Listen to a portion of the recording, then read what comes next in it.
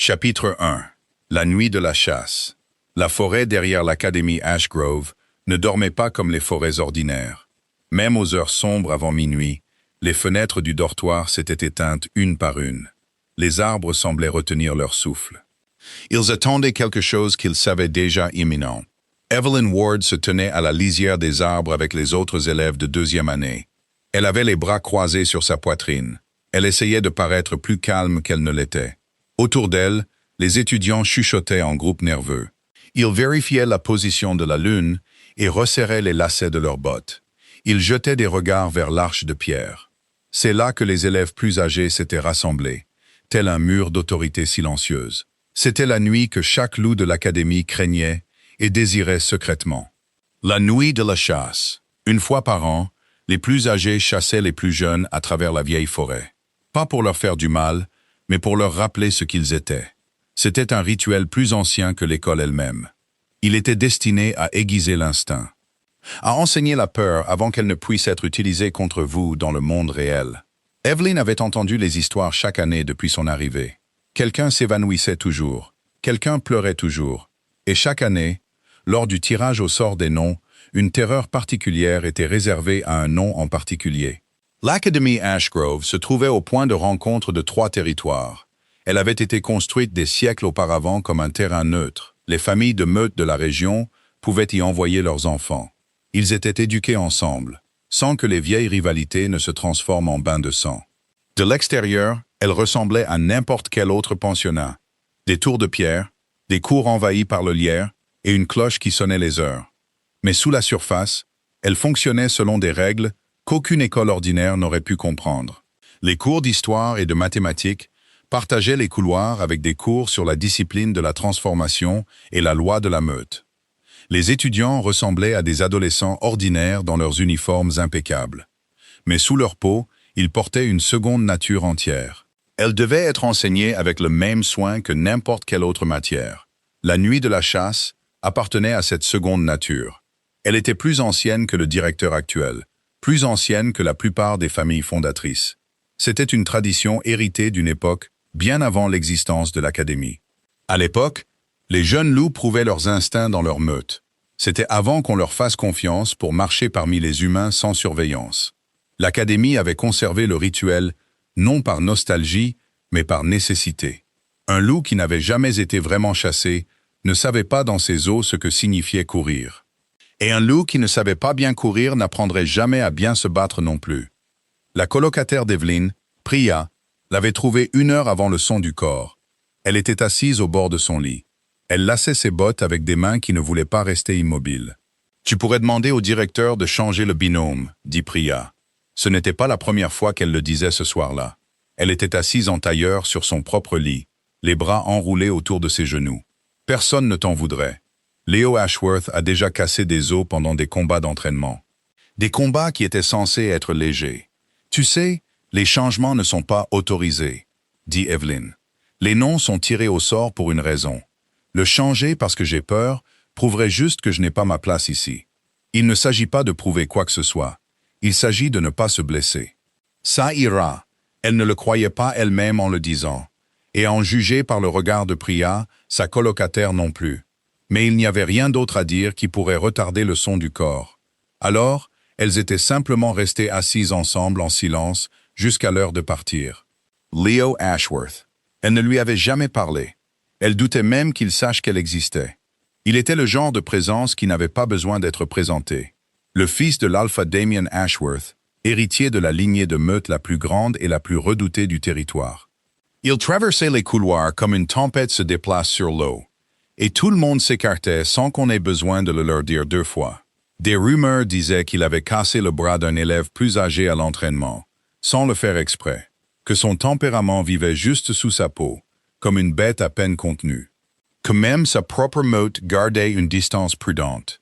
Quand les noms furent appelés ce soir-là, la voix du directeur lut « Evelyn Ward contre Leo Ashworth ». La cour entière resta silencieuse pendant 3 bonnes secondes. Puis les chuchotements commencèrent. Elle n'entendit pas de félicitations. Elle entendit du poison enrobé de sympathie. Maintenant, debout à la lisière des arbres, son cœur battant contre ses côtes, Elle comprenait exactement à quel point elle était seule. Les autres deuxièmes années se disperseraient dans les bois, dans différentes directions. Ils seraient chassés par différents aînés. Mais aucun d'eux n'échangerait sa place avec elle, même si elle les suppliait.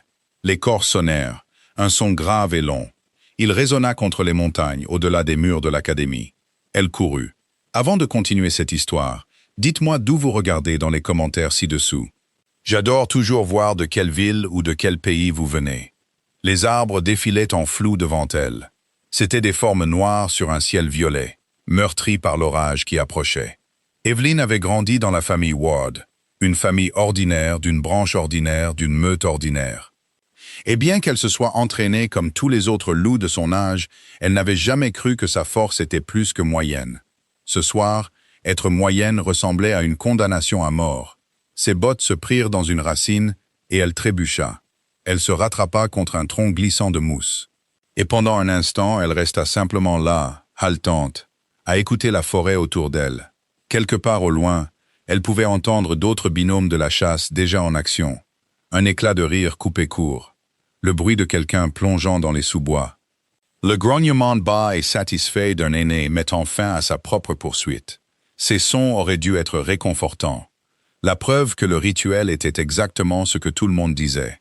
Inoffensif au final, une peur contrôlée et rien de plus.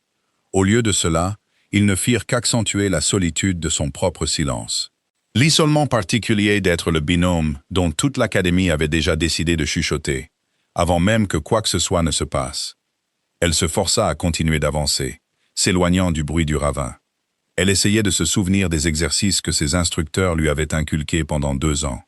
Rompre la ligne de mire, utiliser le vent. Ne jamais courir en ligne droite assez longtemps pour qu'un prédateur puisse prédire vos 10 prochains pas. Elle se faufila entre les arbres, fit demi-tour une fois. Elle traversa un ruisseau peu profond pour masquer son odeur, comme on le lui avait appris. Et pendant quelques précieuses minutes, elle se permit de croire que cela pouvait réellement fonctionner. Elle n'entendit rien derrière elle. C'était le pire. Léo ne se fracassait pas à travers les branches comme les autres aînés quand ils chassaient leur proie. Il se déplaçait comme une créature de l'ombre. Silencieux, patient, déjà 3 pas en avance sur l'endroit où elle pensait aller. Elle bifurqua à gauche le long du ravin, grimpant sur la pierre humide. Ses paumes étaient écorchées. Ses poumons la brûlaient. Quelque part, loin derrière elle, elle entendit un éclat de rire d'un autre binôme. La chasse de quelqu'un était déjà terminée. Dans un soulagement gloussant, elle les enviait de tout son être. Quand elle osa enfin regarder par-dessus son épaule, il était là. Il ne la chassait plus. Il était simplement là, en haut du ravin. Il la regardait comme un loup regarde quelque chose qu'il a déjà décidé d'attraper. Le clair de lune éclairait les traits fins de son visage, son immobilité totale, et pendant une seconde insoutenable, Evelyn oublia d'avoir peur, car il était, malgré tout ce qu'elle avait entendu, beau d'une manière qu'il était dangereux de remarquer. Puis il bougea, et la peur revint, décuplée. Elle se retourna et courut plus profondément dans les arbres. Elle ne choisissait plus une direction, elle fuyait sa silhouette. La forêt se resserra autour d'elle jusqu'à ce que le chemin disparaisse complètement. Elle se retrouva pressée contre un mur de roches noires, piégée. Le ravin s'ouvrait d'un côté, et Leo Ashworth se rapprochait de l'autre. « Nulle part où aller, dit-il. » Sa voix était plus calme que ce à quoi elle s'attendait, presque ennuyée, comme si tout cela était indigne de lui. Elle s'était attendue à ce que se faire attraper soit un soulagement. La fin d'une poursuite que son corps ne pouvait plus supporter. Au lieu de cela, c'était comme le moment avant qu'une vague ne se brise. Une respiration retenue, étirée au-delà du supportable. Il était assez proche maintenant pour qu'elle puisse distinguer les détails. La rumeur n'avait jamais pris la peine d'inclure la légère cicatrice à travers un de ses sourcils. Son immobilité n'était pas le vide qu'elle avait supposé. C'était plutôt de la retenue. Une énorme force contenue, choisissant de ne pas bouger plus vite que nécessaire. Pour des raisons qu'elle ne pouvait deviner. Ce n'est que le rituel, dit-il. Et pendant une fraction de seconde, quelque chose de presque doux passa dans sa voix, comme s'il pouvait voir exactement à quel point elle avait peur, et que cela ne lui plaisait pas entièrement. Personne n'est réellement blessé. Tu te rends. Je marque la fin de la chasse. Nous retournons. C'est tout ce que c'est censé être. Tout le corps d'Evelyn tremblait. Pas le tremblement théâtral d'une fille qui joue la peur pour attirer la sympathie, mais le vrai tremblement, celui qui venait d'un endroit ancien dans le sang. Une partie d'elle qui comprenait exactement combien de pouvoir se tenait devant elle, et combien peu il y en avait en elle. « S'il te plaît, dit-elle, sans savoir ce qu'elle demandait. Il fit un autre pas. Il était assez proche maintenant pour qu'elle puisse voir sa mâchoire se contracter. Elle pouvait sentir la vibration sourde de la puissance contrôlée qui émanait de lui, comme la chaleur d'une flamme. Plus tard, elle essaierait d'expliquer ce qui s'est passé ensuite à quiconque le demanderait. Et aucun d'eux ne croirait jamais que la vérité était simplement celle-ci. Elle n'a pas décidé de le faire. Son corps a décidé pour elle. La panique a libéré quelque chose dans sa poitrine. Le loup sous sa peau a surgi avec une violence qu'elle n'avait jamais ressentie auparavant, animale et sans réflexion. Et dans la demi-seconde où Léo tendit la main vers elle, voulant seulement mettre fin à la chasse comme toujours. Une main sur une épaule, une reddition formelle. Sa forme transformée bougea à la place. Ses dents trouvèrent la chair à la courbe de son cou. Là où aucune chasse dans l'histoire de l'Académie n'avait jamais porté de morsure. Le monde devint blanc. Ce n'était pas de la douleur, pas au début. C'était une reconnaissance, une sensation de tomber et d'être rattrapé en même temps, comme un second battement de cœur se synchronisant soudainement avec le sien, venant de l'extérieur de son corps. Evelyne sentit le choc de Léo frapper son esprit comme si c'était le sien. Elle sentit sa fureur et son incrédulité. Et sous tout cela, enfouie si profondément qu'elle faillit le manquer, une lueur de quelque chose qui aurait pu être du désir. Elle recula en se débattant, reprenant forme humaine sans le vouloir. Sa main vola vers sa bouche, horrifiée. Léo s'était raidi. Une main pressée sur la marque qui s'assombrissait à sa gorge. Ses yeux étaient écarquillés d'une peur qu'elle n'aurait jamais imaginée dans son regard. « Quoi ?» dit-il, et il s'arrêta parce qu'il savait déjà. Chaque loup le savait. L'ancienne marque de lien, la vraie marque, n'était pas quelque chose qui arrivait par accident. Cela ne pouvait pas arriver par accident. Et pourtant, elle était là, gravée dans sa peau par une fille à qui il n'avait jamais adressé un seul mot avant ce soir. Chapitre 2. Le lien qui ne devrait pas exister. Aucun d'eux ne bougea pendant un long moment. La forêt autour d'eux était devenue anormalement silencieuse, comme si même les arbres comprenaient que quelque chose avait changé dans l'ordre des choses. Evelyne regardait la marque sur le cou de Léo, rouge foncé sur sa peau pâle. Elle savait déjà avec une certitude écœurante ce que cela signifiait. Chaque enfant dans chaque meute grandissait en entendant le même avertissement de ses parents. La marque n'était pas une décoration. Ce n'était ni une punition, ni un jeu. C'était un lien, ancien et total, qui fusionnait deux vies en un seul fil partagé. La douleur de l'un serait ressentie par l'autre. La joie de l'un résonnerait dans la poitrine de l'autre. Et si l'un mourait, l'autre ne ferait pas que pleurer. Il s'affaiblirait, s'éteindrait, et parfois le suivrait. Elle se souvint, figée dans cette clairière, de la leçon exacte que sa mère lui avait donnée. Elle avait 9 ans, assise à leur petite table de cuisine. Margaret expliquait avec une gravité inhabituelle pour un après-midi ordinaire. Elle expliquait pourquoi le marquage n'était jamais quelque chose à prendre à la légère. Une vraie marque nécessitait un point précis à la base de la gorge. Un emplacement si spécifique que même les loups entraînés, s'exerçant sous une surveillance attentive, avaient parfois besoin de plusieurs tentatives pour la placer correctement. Elle ne pouvait pas être imposée à quelqu'un contre sa volonté et prendre effet comme celle-ci. Elle nécessitait, selon tous les textes qu'Evelyn avait appris, soit une certitude totale entre deux partenaires prédestinés, se reconnaissant à un niveau plus profond que la pensée consciente, soit un choix délibéré et éclairé des deux parties.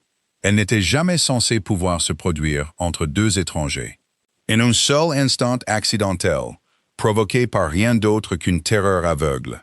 C'est cette impossibilité qui rendait le ravin si dangereux pour eux deux. Une marque intentionnelle, même si ses origines étaient peu conventionnelles, pouvait au moins être expliquée, défendue, comprise. Elle s'inscrivait dans le cadre auquel tout le monde avait été élevé à faire confiance. Une marque accidentelle brisait entièrement ce cadre. Et les cadres brisés, Evelyne l'apprenait rapidement, poussait les gens puissants et effrayés à faire des choses qu'ils n'auraient jamais considérées comme raisonnables autrement. Ce n'était pas quelque chose que l'on faisait à un étranger dans un moment de terreur.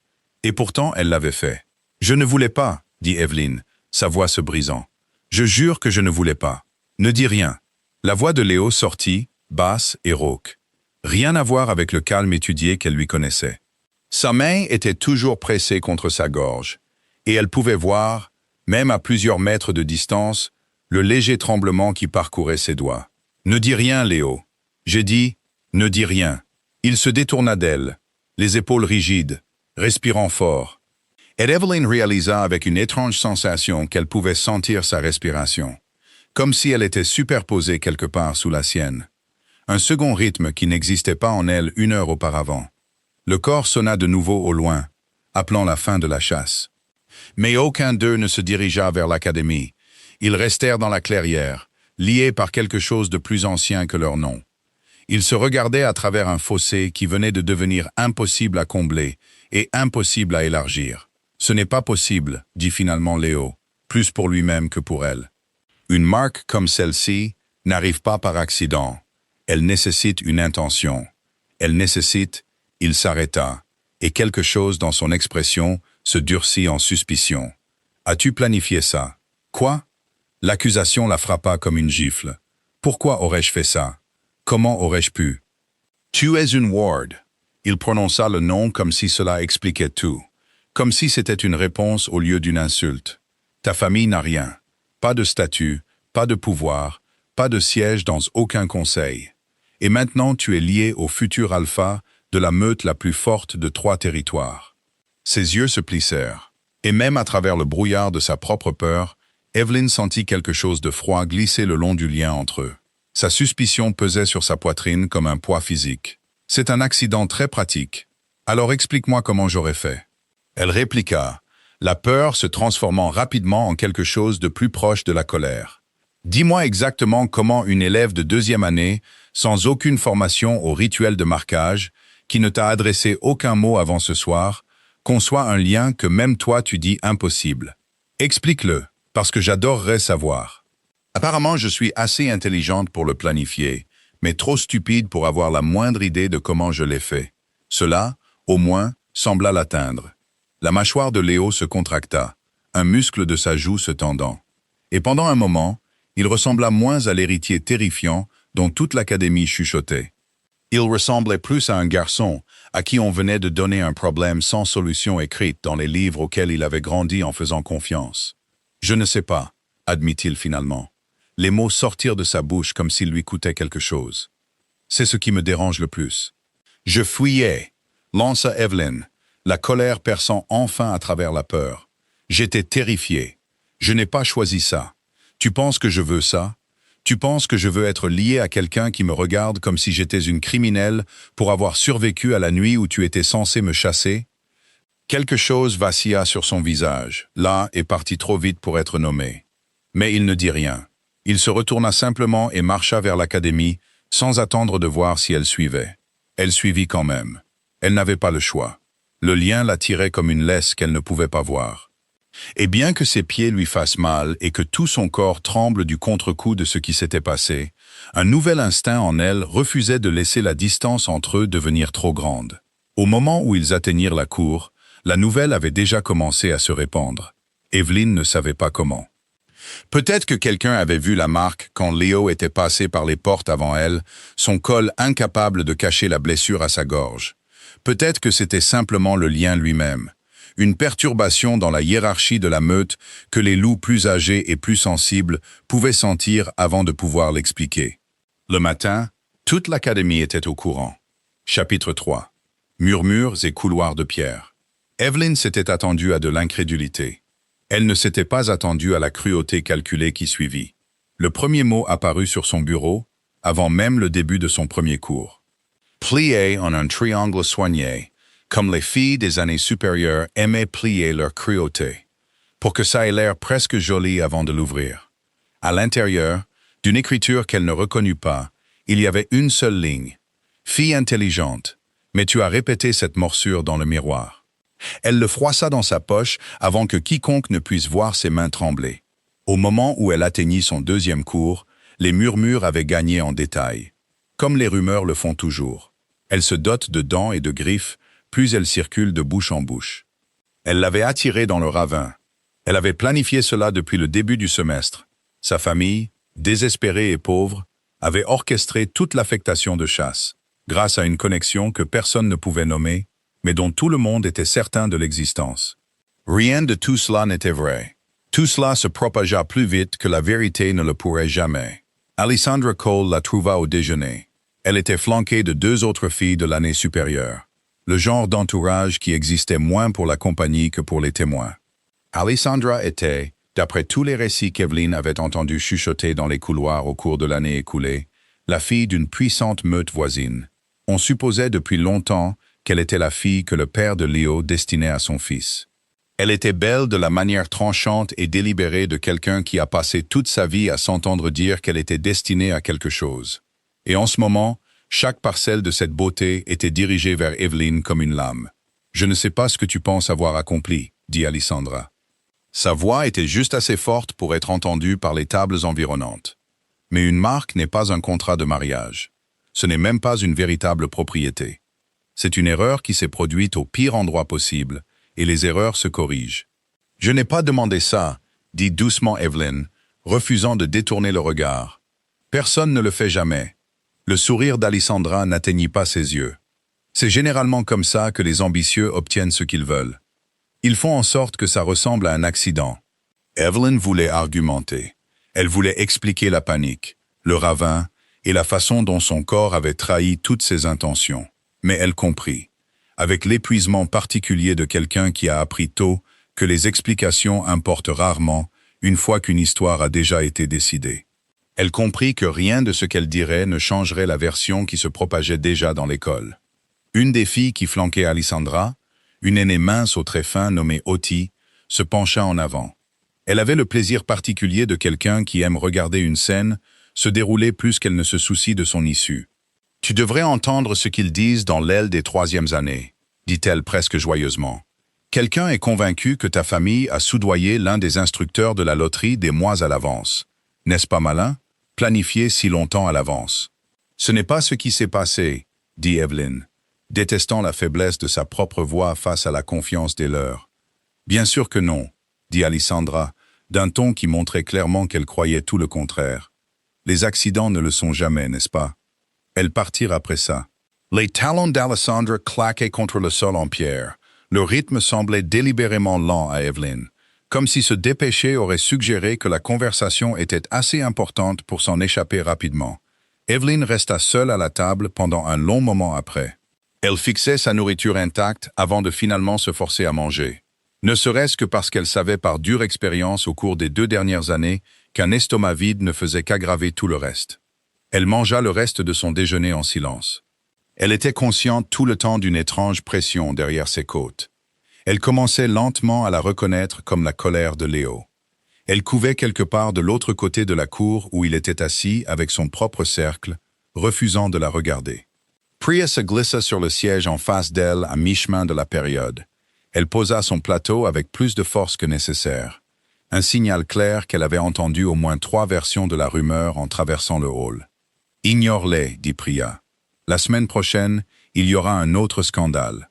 Quelqu'un se fera prendre en train de sortir en douce pour aller en ville de l'autre côté de la crête, où l'un des aînés échouera publiquement à son examen de liaison et tout le monde oubliera que ton nom a existé. Tu ne le crois pas vraiment. » Le silence de Priya fut une réponse suffisante. Mais elle tendit quand même la main sur la table et serra fort la main d'Evelyn une fois avant de la lâcher.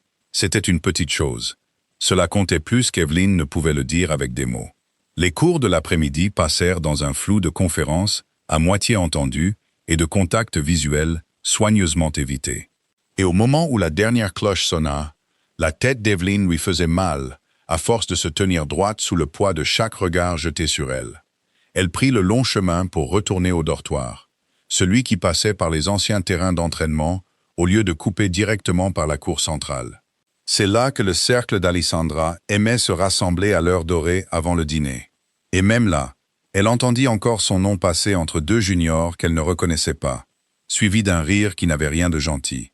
Elle pensa, en marchant seule sous le ciel qui s'assombrissait, à la voix de sa mère des années auparavant. Elle lui disait que les réputations dans une école de meute se construisaient lentement et se détruisait instantanément. Que le moyen le plus sûr de survivre à Ash Grove était de ne jamais donner à personne une raison de vous remarquer. Elle avait suivi ce conseil fidèlement pendant 2 ans. Il n'avait fallu qu'une nuit de panique dans un ravin pour tout défaire. Le monde des meutes dans lequel Evelyn avait grandi fonctionnait sur des hiérarchies auxquelles la plupart des humains n'avaient jamais à penser. Des familles plus anciennes, détenant des sièges au conseil transmis de génération en génération. La monnaie et les routes commerciales contrôlées par la meute qui détenait la plus forte revendication sur les ressources d'un territoire donné. Les mariages et les accouplements arrangés aussi souvent pour un avantage politique que par affection. Une marque dans ce monde n'était jamais juste une affaire privée entre 2 personnes. C'était un changement dans toute l'architecture du pouvoir, une redéfinition des alliances dont chaque famille ayant un certain statut sentirait la secousse en quelques jours. Evelyn comprit, en retournant à son dortoir ce soir-là, exactement pourquoi la rumeur avait pris la forme qu'elle avait. Dans un monde où les mariages étaient négociés comme des accords commerciaux, un lien accidentel atterrissant sur le seul héritier le plus précieux de 3 territoires ne pouvait être interprété par quiconque élevé dans ce système que comme un coup d'État calculé. C'était presque, pensa-t-elle amèrement, une sorte de compliment. Être crédité du genre d'ambition qu'il aurait fallu une réelle ruse pour exécuter. Elle aurait ri de l'absurdité de la chose, si cela ne lui avait pas coûté tous ses amis, en dehors de Priya, en l'espace d'une seule semaine. La famille de son père, elle ne la connaissait que par fragments, avait été mineure même selon les modestes standards du nom Ward. Des fermiers et des artisans qui restaient pour la plupart entre eux et n'avaient jamais cherché de siège au conseil en 3 générations. La famille de sa mère, quelle qu'elle ait été avant que Margaret n'en enterre la vérité, était clairement tout autre chose, et Evelyn se retrouva à marcher dans ces couloirs silencieux, sous le poids des suppositions de tout le monde. Elle se demandait pour la première fois ce qu'elle avait hérité exactement, et qu'on ne lui avait pas encore dit. Cette nuit-là, seule dans sa chambre, elle pressa sa paume à plat contre sa poitrine. Elle essaya de comprendre la forme de ce qui vivait maintenant en elle. Elle pouvait le sentir, faible, mais indéniable. Un courant de frustration et de confusion qui n'était pas le sien, se faufilant à travers ses pensées. Elle se demanda s'il pouvait la sentir aussi. Si quelque part de l'autre côté du dortoir, il était allongé, éveillé, avec l'écho de son rythme cardiaque l'empêchant de dormir de la même manière que le sien l'empêchait elle. Elle ne savait pas encore que c'était le cas. Chapitre 4. Le poids d'un battement de cœur partagé. Les jours qui suivirent s'installèrent dans un rythme étrange et insupportable. Evelyn assistait à ses cours la tête baissée. Elle apprit à lire l'ambiance d'une pièce avant d'y entrer. Elle apprit quels couloirs éviter pendant les interclasses, quand le groupe d'Alessandra aimait se rassembler. Les mots continuaient d'arriver, bien qu'elle ait cessé d'ouvrir la plupart d'entre eux. Quelqu'un grava un mot dans le bois de son bureau, qu'elle effaça avec sa manche avant l'arrivée du professeur, refusant de laisser quiconque voir que cela l'avait dérangé. Leo, de son côté, l'évitait aussi complètement que le lien le permettait, ce qui s'avéra ne pas être très complet du tout. Elle le sentait pendant ses séances d'entraînement. De vives bouffées d'effort et de concentration qui se mêlaient faiblement à sa propre concentration en classe. Sa main sursautait au milieu d'une phrase, comme si elle aussi venait de prendre un coup. Elle le sentait le soir, une lente ébullition de quelque chose qu'il lui fallut plusieurs jours pour identifier comme de la solitude. C'était si inhabituel chez lui qu'elle faillit ne pas en reconnaître la forme. Et une fois, aux heures profondes de la nuit, elle sentit un pic de pure terreur qui la réveilla en sursaut. Mais quand elle tendit la main le long du lien, elle ne trouva aucune explication, seulement le bord estompé du cauchemar qui l'avait provoqué. Elle commença, sans vraiment le vouloir, à le cataloguer comme on catalogue la météo. Elle apprenait à lire les changements de pression avant l'arrivée d'une tempête. Il y avait une tension particulière qui signifiait qu'il était dans une pièce avec son père. Une agitation particulière qui signifiait qu'il n'avait pas assez dormi. Une lueur de quelque chose de chaleureux et de non gardé qui apparaissait rarement, généralement tard dans la nuit.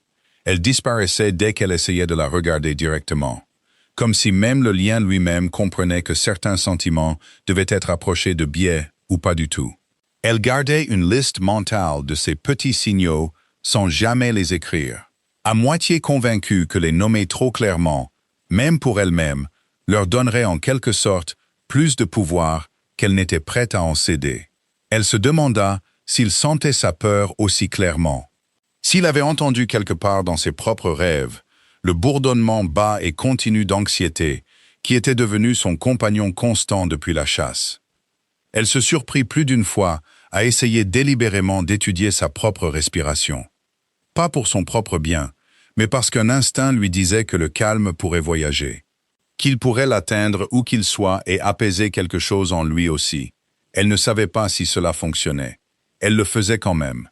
Les instructeurs remarquèrent la tension sur eux deux, bien avant que l'un ou l'autre ne soit prêt à l'admettre. Leur instructeur de combat, un loup plus âgé nommé Maître Wren, qui avait enseigné à 3 générations d'Ashworth et avait un visage arrangé en permanence dans une expression de légère déception, les mit ensemble pendant un exercice conjoint sans avertissement. Il observa avec un vif intérêt comment ils se déplaçaient à travers les exercices dans un rythme synchronisé qu'aucun d'eux n'avait pratiqué. Les paires liés se battent mieux ensemble, dit Wren par la suite, ne regardant pas tout à fait l'un ou l'autre. Quoi que cela devienne, cette partie au moins n'est pas une malédiction. Alessandra observa l'exercice depuis la ligne de touche ce jour-là, les bras croisés, son expression ne trahissant rien. Bien qu'Evelyn sentit, même de l'autre côté de la salle d'entraînement, le poids particulier d'être étudiée par quelqu'un qui calculait exactement à quel point elle était devenue une menace. Evelyn avait appris suffisamment, au cours des semaines qui avaient suivi la marque, pour comprendre que l'hostilité d'Alessandra n'était pas simplement de la cruauté pour le plaisir. La famille Cole avait passé 3 générations à se positionner comme le partenaire naturel de la lignée Ashworth. Des alliances prudentes construites à chaque génération, spécifiquement pour préparer une fille à ce résultat précis. Alessandra avait probablement été élevée depuis l'enfance en sachant, comme certains enfants sont élevés, en sachant qu'ils hériteront d'une entreprise ou d'un titre, qu'elle était destinée à se tenir là où Evelyn se tenait maintenant accidentellement. Perdre cet héritage au profit d'une étrangère d'une famille sans histoire n'était pas simplement une insulte. C'était l'effondrement d'un plan élaboré sur plusieurs générations. Et Evelyn comprit, avec une clarté qui adoucit sa colère, sans excuser la cruauté qui s'ensuivit. Elle comprit qu'une partie de ce qu'elle avait enduré ne la concernait pas vraiment. Cette compréhension ne rendit pas les maux sur son bureau moins douloureux, mais cela lui donna au moins quelque chose de plus stable sur quoi se tenir que la confusion la prochaine fois que le groupe d'Alessandra trouverait une nouvelle raison de la faire se sentir petite dans un couloir bondé. C'est à la bibliothèque, près de 2 semaines après la marque, qu'ils se parlèrent enfin de nouveau. Elle ne l'avait pas entendu approcher, trop absorbée par un livre qu'elle ne lisait pas vraiment. Elle utilisait les pages comme excuse pour s'asseoir quelque part de calme, pendant l'heure où la plupart des étudiants se rassemblaient dans la cour pour échanger des ragots. Quand elle leva les yeux, il se tenait au bout de sa table, les bras croisés, l'expression illisible. « Tu n'as dit à personne que j'ai un faible pour le thé à la camomille », dit-il sans préambule. Evelyn cligna des yeux. « Quoi ? Je déteste la camomille. Je l'ai toujours détestée. Mais il y a 3 nuits, je me suis réveillé avec une telle envie que j'ai failli aller aux cuisines à 2 heures du matin. » Ses yeux se plissèrent légèrement, non pas avec accusation cette fois, mais avec quelque chose de plus proche d'une curiosité réticente. « C'est ton habitude, n'est-ce pas? Pas la mienne. » La chaleur monta à son visage. Ma mère m'en faisait quand je ne pouvais pas dormir. Je ne savais pas que le lien fonctionnait comme ça. Moi non plus. Il tira la chaise en face d'elle, s'asseyant sans demander la permission. Ce qui sembla, à sa manière étrange, être la première chose honnête qu'il ait faite depuis le ravin. J'ai lu tout ce que j'ai pu trouver sur les marques accidentelles. Il n'y a presque rien, une poignée de cas dans de vieux registres, et chacun d'eux a été reclassé plus tard comme intentionnel, une fois que la vérité a éclaté. Alors, tu penses toujours que j'ai planifié ça? Je ne sais plus quoi penser. Il le dit doucement, sans le ton tranchant auquel elle s'était habituée. C'est ça le problème. Je peux sentir que tu avais peur cette nuit-là. Je l'ai senti en temps réel. Et ce n'était pas du calcul, Evelyn. C'était de la panique. De la pure panique non calculée. Il avait l'air presque en colère contre lui-même de l'admettre.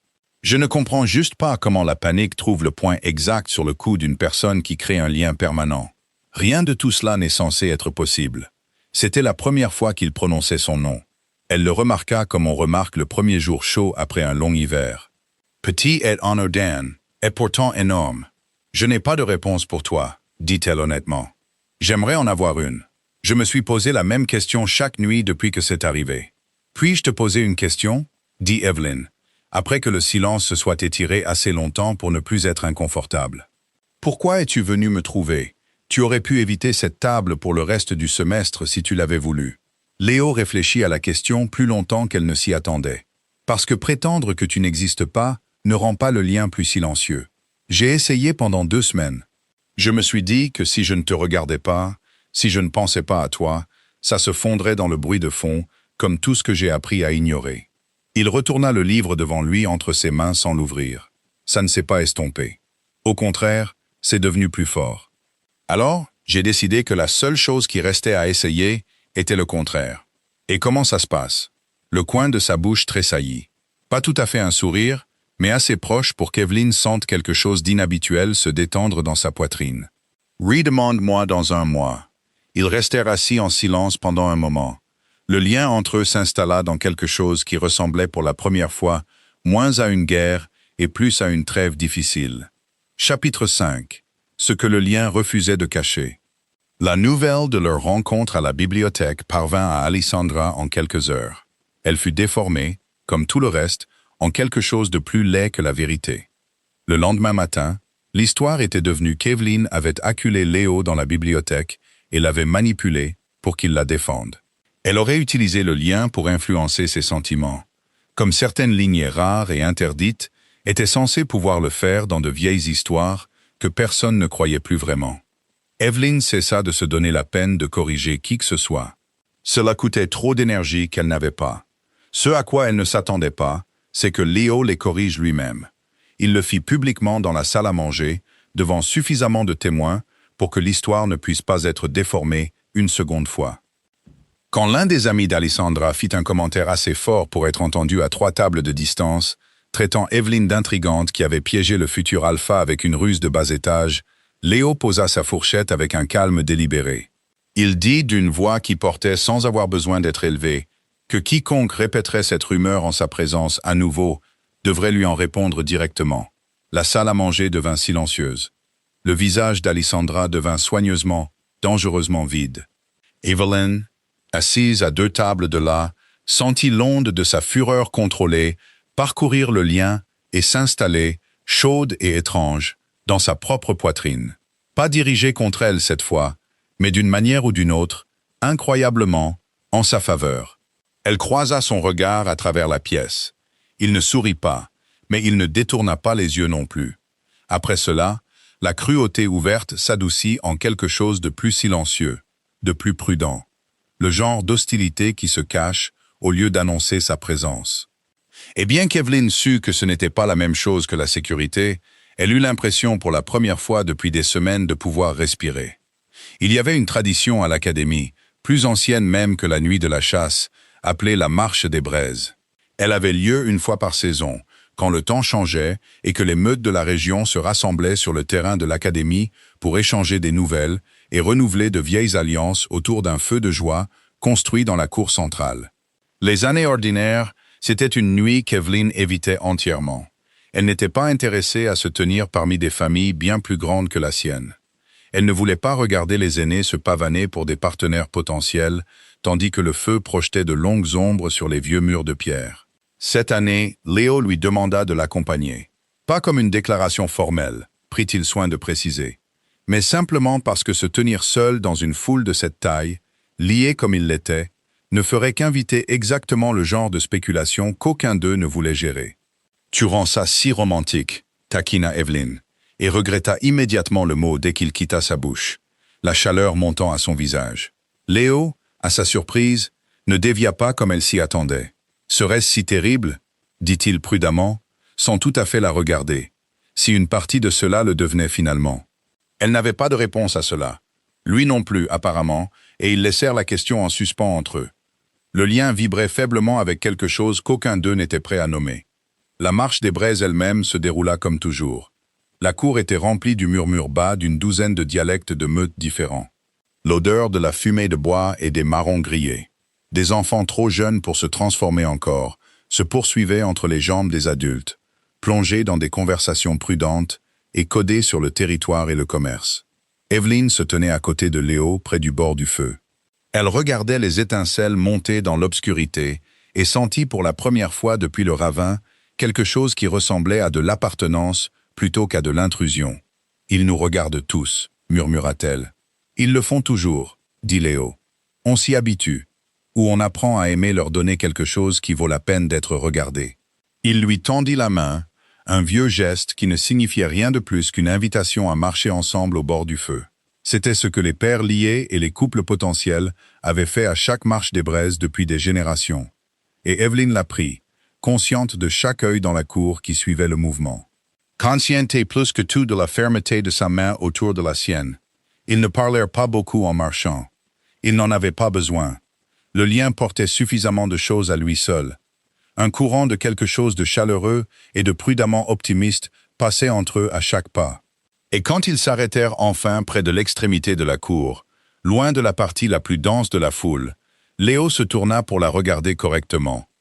La lumière du feu éclairait des yeux dorés qui, une fois, dans un ravin au début de tout cela, l'avaient regardé comme un prédateur évaluant sa proie. « Je pensais, dit-il doucement, que la marque avait ruiné quelque chose avant que cela n'ait la chance de devenir quelque chose de réel. Que quoi que cela devienne, ce serait toujours construit sur un accident qu'aucun de nous n'avait choisi. » Il hésita, quelque chose de non gardé passant sur son visage. « Je ne pense plus ça. Qu'est-ce qui t'a fait changer d'avis? Toi, dit-il simplement. Et pendant un moment, aucun d'eux ne bougea. Le feu crépitait derrière eux, toute la cour bruyante s'estompant en quelque chose de lointain et d'insignifiant. Il ne l'embrassa pas cette nuit-là. Aucun d'eux n'était prêt. Pas encore, avec trop de choses encore non résolues entre la suspicion de son père et les murmures qui ne s'étaient pas complètement tus. Mais quelque chose s'installa entre eux tout de même. Une compréhension qu'aucun d'eux n'avait besoin de dire à voix haute. Ils commencèrent à se retrouver à la bibliothèque sans en discuter. Un accord tacite qui se transforma en habitude plus vite qu'aucun d'eux ne voulait l'admettre. Léo apporta une deuxième tasse de thé à la camomille un soir et la posa en face d'elle, sans commentaire. Evelyn comprit, de la manière silencieuse particulière dont on comprend les choses qu'on n'est pas prêt à dire à voix haute, que quelque chose avait changé entre eux. Quelque chose qui n'avait rien à voir avec la panique, les ravins ou la marque qu'aucun d'eux n'avait demandé. Il était, elle le découvrait lentement, rien de semblable aux rumeurs. Froid avec les étrangers, oui, sur ses gardes, absolument. Mais sous la glace, il y avait un humour sec et inattendu.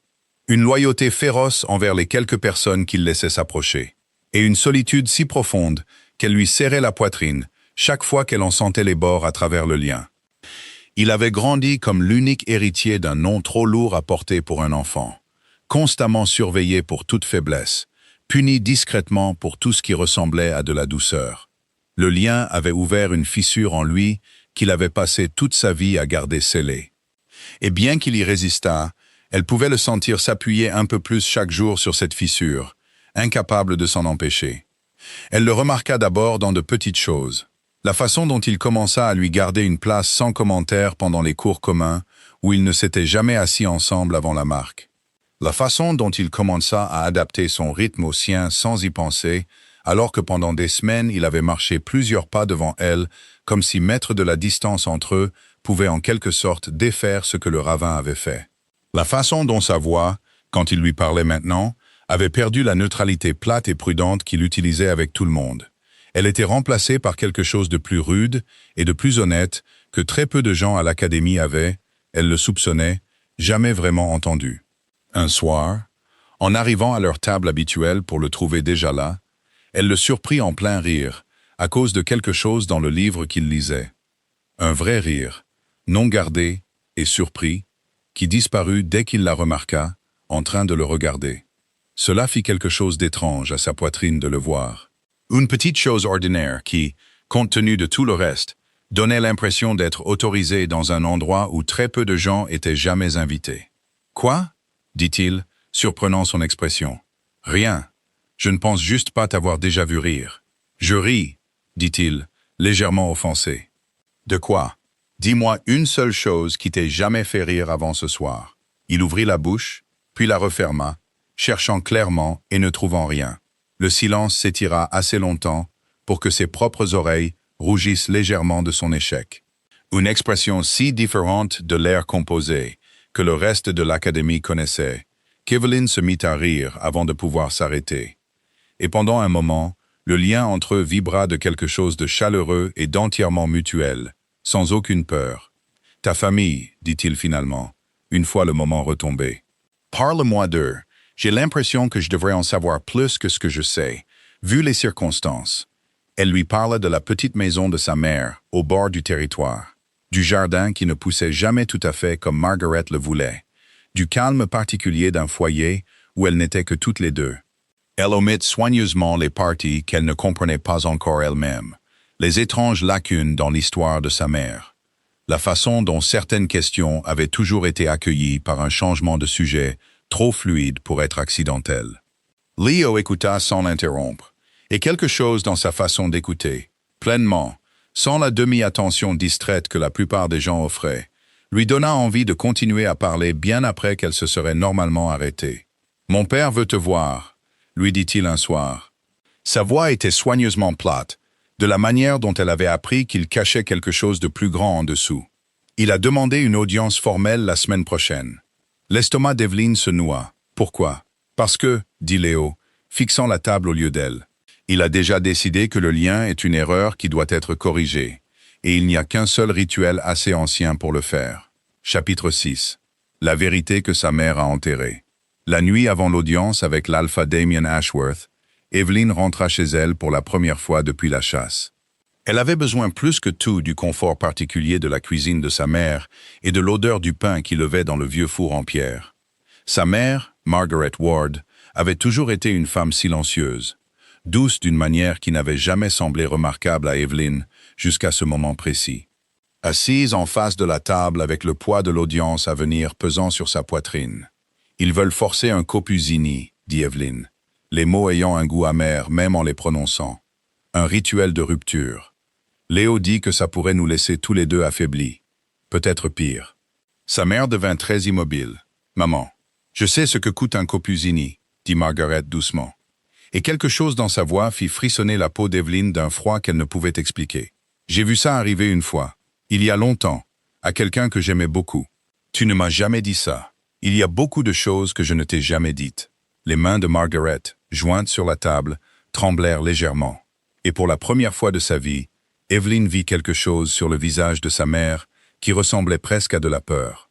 « Je n'ai pas toujours été une Ward, Evelyn. Je suis née dans la meute Ashworth. J'étais une bêta, autrefois, l'une des plus fortes de ma génération, seconde seulement après la propre lignée de l'alpha. » Evelyn la dévisagea, les mots refusant de prendre une forme qu'elle reconnaissait. La meute Ashworth, celle de Léo, de son père, oui. Les yeux de Margaret étaient maintenant lointains, tirés quelque part dans un passé qu'elle avait clairement passé des décennies à essayer d'enterrer. Damien et moi avons concouru pour le même poste une fois, bien avant qu'il ne devienne alpha. J'ai perdu, pire que perdu. Quand il est devenu clair que je ne cesserai jamais d'être une menace pour sa revendication, peu importe ma loyauté, il s'est assuré que je ne puisse plus rester dans la meute. J'ai tout laissé derrière moi. Mon nom, mon rang, ma vie entière. Je suis venu ici, j'ai changé de nom. J'ai essayé de construire quelque chose de petit et de sûr, où personne de mon ancienne vie ne me trouverait jamais. Et ma force, murmura Evelyn, la compréhension arrivant lentement et froidement, comme de l'eau montant autour de ses chevilles. Tout le monde a toujours dit que j'étais faible pour un loup de mon âge. Tu as fait quelque chose, n'est-ce pas? Le silence de Margaret fut une réponse suffisante. J'ai lié une partie de ton pouvoir quand tu étais très jeune, admit-elle finalement. Une suppression, pas une suppression totale. J'étais terrifié que si tu montrais, ne serait-ce qu'une fraction de ce qui coule dans ton sang, quelqu'un le reconnaîtrait. Qu'on te relierait à moi, qu'on viendrait chercher la fille de la femme que Damien Ashworth a passé des années à essayer d'effacer. Ses yeux s'emplirent de larmes, bien qu'elle les ravalât avec un effort visible. Je n'ai jamais voulu que te protéger, Evelyn. Je n'ai jamais imaginé que la marque te traînerait directement dans sa maison. Pourquoi ne t'es-tu pas battue pour ta place? Demanda Evelyn, plus doucement maintenant. La colère s'écoulant d'elle et laissant place à quelque chose de plus proche du chagrin. Tu as dit que tu étais presque aussi forte que lui, parce que la force seule n'allait jamais suffire. dit Margaret. Et pour la première fois, Evelyn entendit sous le calme prudent que sa mère avait porté aussi longtemps qu'elle s'en souvenait, l'écho de l'épuisement d'une femme beaucoup plus jeune. Damien avait tout le conseil derrière lui avant même que la compétition ne commence. J'étais talentueuse et j'étais seule. Et dans une meute, être seule est une sorte de faiblesse en soi, peu importe la force de tes coups. J'aurais pu rester et mener une guerre que j'allais toujours perdre. Ou je pouvais partir et construire quelque chose de petit qui m'appartenait vraiment. J'ai choisi la deuxième option. Je ne l'ai jamais regretté une seule fois. Pas pour moi. Elle tendit la main sur la table et prit le visage d'Evelyn entre ses mains, comme elle le faisait quand Evelyn était assez petite pour croire encore que sa mère pouvait tout réparer. Mais je regrette plus que je ne peux le dire, que cela t'ait peut-être coûté un choix que tu n'aurais jamais dû avoir à faire non plus. Evelyn resta assise avec ça pendant un long moment, retournant la forme de toute son enfance dans son esprit. Les années où on lui avait dit qu'elle était simplement un loup ordinaire d'une famille ordinaire. L'amour calme et patient, qui, elle le comprenait maintenant, avait toujours été construit sur une fondation cachée de peur. Cela aurait dû la mettre en colère. Au lieu de cela, cela aurait rendu surtout triste pour la fille, que sa mère avait été, et pour les années qu'aucune d'elles n'avait pu avoir honnêtement. « Je ne suis pas en colère contre toi, » dit-elle finalement. « J'aurais juste aimé que tu me fasses confiance plus tôt. »« Je sais, » dit Margaret doucement. « J'apprends que te garder en sécurité et te garder dans l'ignorance n'ont jamais vraiment été la même chose. Peu importe à quel point je me le suis dit. » Evelyn resta figée.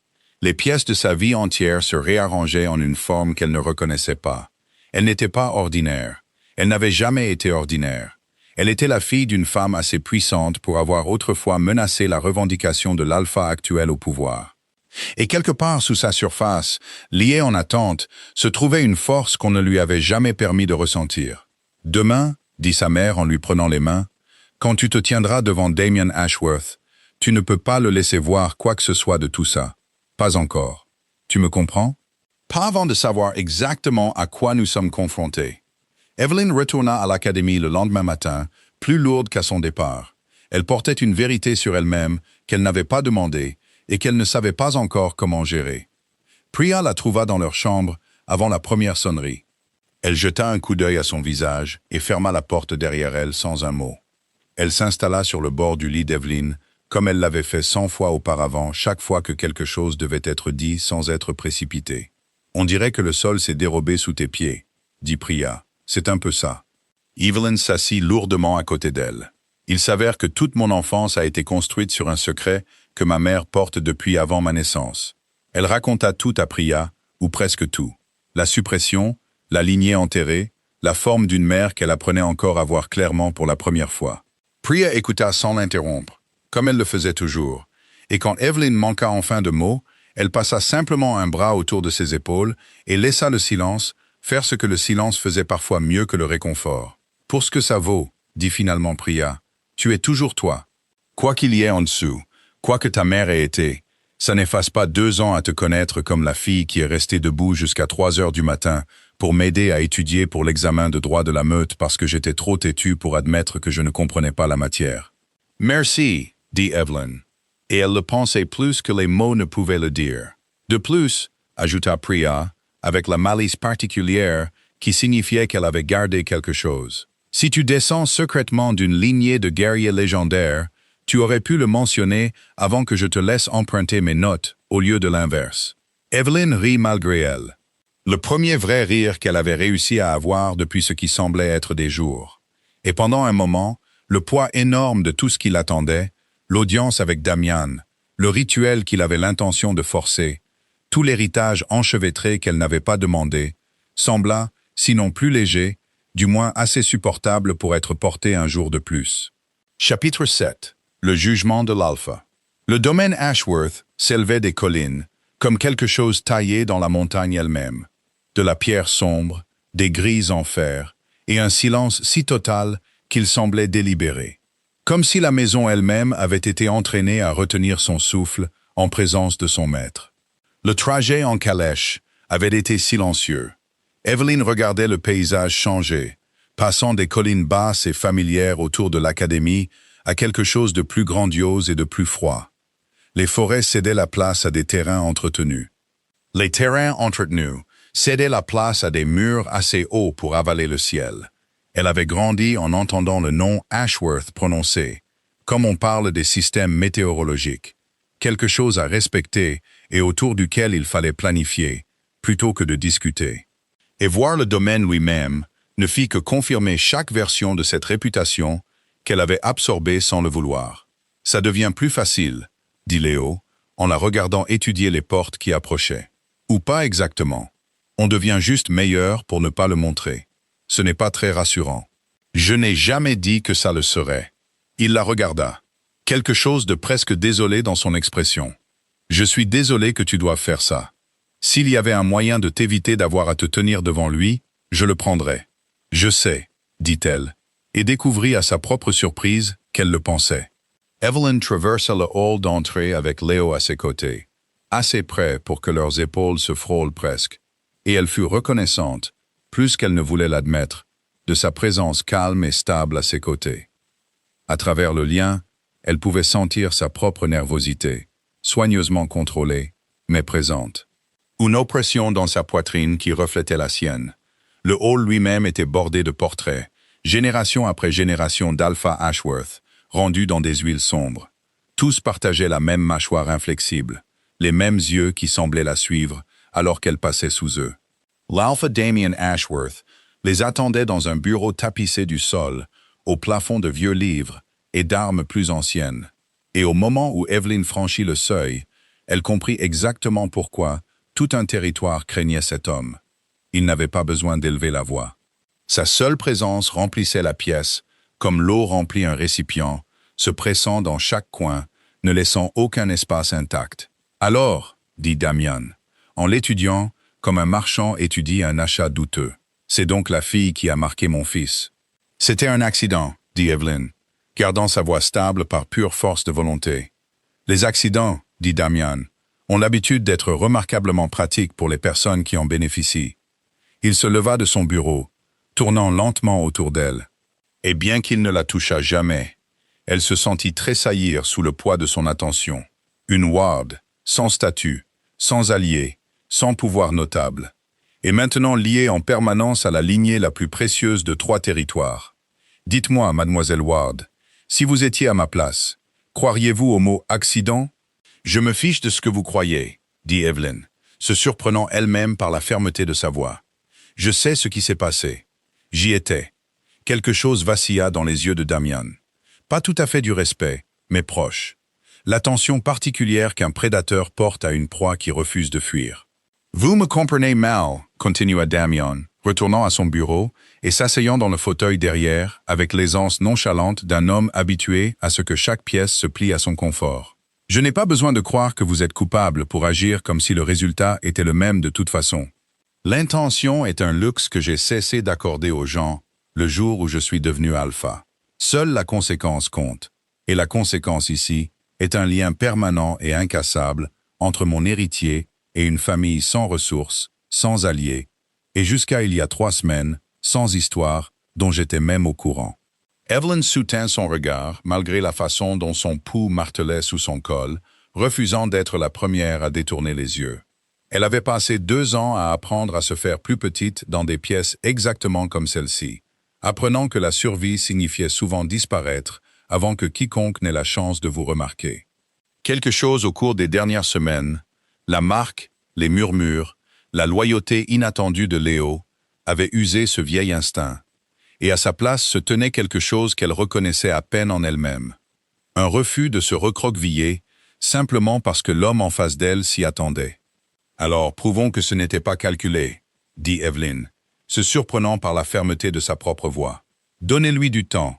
Si le lien n'est vraiment rien de plus qu'un accident qui se transformera en inconvénient, vous aurez votre preuve assez tôt, sans avoir besoin d'un rituel qui pourrait coûter à votre fils sa force. » Les yeux de Damian se posèrent sur elle avec un nouvel intérêt, comme si un meuble s'était mis à parler de manière inattendue. « Vous avez plus de cran que ce que j'attendais d'une Ward. Quoi qu'il en soit, dit-il en se détournant d'elle, le lien est un inconvénient qui nécessite une correction.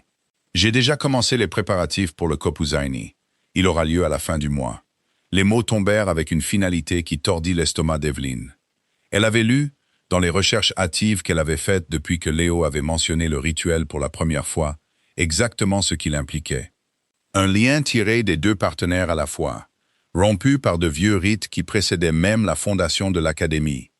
Un processus qui laissait les deux loups dépouillés d'une partie de leur force pour le reste de leur vie, parfois affaiblis de manière permanente de façon qui ne guérissait jamais complètement. Ce n'était pas une punition réservée aux inconvénients mineurs. C'était un dernier recours, utilisé historiquement uniquement dans les cas où un lien avait été forcé par la violence ou la tromperie si grave que vivre avec ses conséquences était jugé pire que le coup de le briser. Entendre Damien en parler si nonchalamment, comme s'il ne s'agissait que de corriger une erreur administrative, dit à Evelyn tout ce qu'elle avait besoin de savoir sur le peu de place que son propre bien-être occupait dans ses calculs. « Non », dit Léo. Le mot résonna dans la pièce comme une cloche. Damien se tourna lentement, son expression illisible d'une manière qui tordit l'estomac d'Evelyn. « Pardon ?» J'ai dit non.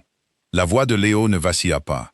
Le lien n'est pas rompu par mon choix, et il ne sera pas terminé par le vôtre non plus. Si cela arrive, ce sera parce que nous le choisissons tous les deux, pas parce que vous avez décidé que c'est gênant pour vos plans. « Tu es mon héritier, » dit Damien, d'une voix basse et dangereuse. « Tout ce que tu fais rejaillit sur le statut de cette meute. Comprends-tu ce que cela signifie pour le futur alpha, d'être lié en permanence à une fille sans lignée, sans allié, sans rien que cette famille puisse utiliser? Je comprends, dit Léo, que vous avez passé toute ma vie à décider ce que j'avais le droit de vouloir. C'est la seule chose que je ne vous laisserai pas me prendre avant même d'avoir décidé si je veux la garder. » Le silence qui suivit fut absolu. Evelyn sentit à travers le lien le coup énorme de ce que Léo venait de faire. La première fois de sa vie qu'il s'était opposé à son père devant des témoins. Et sous la peur, elle sentit aussi quelque chose de féroce et d'inhabituel monter dans sa poitrine. Quelque chose qui aurait pu être de la fierté. La mâchoire de Damien se contracta, mais il ne dit rien de plus. Il se retourna simplement vers son bureau, en signe de renvoi clair. Le silence du bureau les suivit jusqu'à la porte, comme quelque chose de lourd et de présent. Ils ne parlèrent plus, jusqu'à ce qu'ils soient bien en dehors des portes du domaine. « Merci, » dit Evelyn doucement. « Je le pensais, » dit Léo, la regardant correctement pour ce qui semblait être la première fois. « Je ne sais pas encore ce que c'est. Je ne sais pas si c'est le lien ou quelque chose en dessous, mais j'en ai fini de laisser les autres décider pour moi. » Ils marchèrent en silence pendant un moment après cela, le domaine rétrécissant derrière eux dans l'obscurité, et Evelyn se surprit à l'étudier de côté, essayant de réconcilier le garçon qui marchait à côté d'elle avec la réputation terrifiante qui lui avait autrefois noué l'estomac au son de son nom. « Ton père t'a appelé son héritier comme si c'était une laisse, » dit-elle finalement. « Ça a toujours été comme ça entre vous deux, d'aussi loin que je me souvienne. » La mâchoire de Léo se contracta.